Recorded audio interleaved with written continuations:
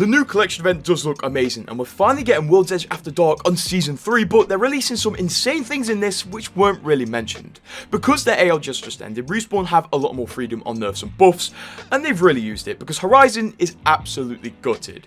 But first of all, we're going to start off with Fuse, because he weirdly enough got a buff, most likely to add some heirloom buying encouragement. His knuckle cluster now deploys faster. Horizon, like I said, got gutted. Her weapon accuracy is decreased while in the lift, she has more spread. Her vertical lift speed is reduced by 20%, which is going to feel pretty drastic if you use Horizon a lot.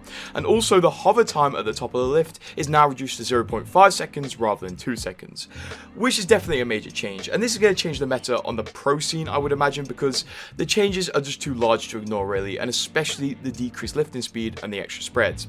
Also, Rampart got some changes, not quite sure why, but her placement time for amp cover is now reduced, which is pretty cool, and she now remains in placement mode after deploying a wall to make it easier to place multiple. So I would imagine she's going to get a bit more use out of rank potentially, and she's going to become more of an offensive character because she has quicker deployment and better deployment, which you can't really beat.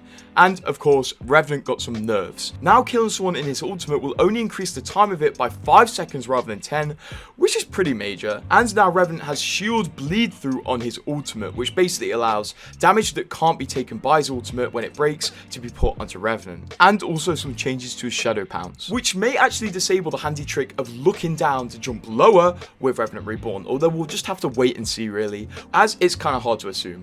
Also, Fuse is getting a really cool heirloom. It is a guitar like many people leaked, which is pretty interesting, and this is really unique, but I hope it does look smooth in game because it does look really clunky, and I hope it's not.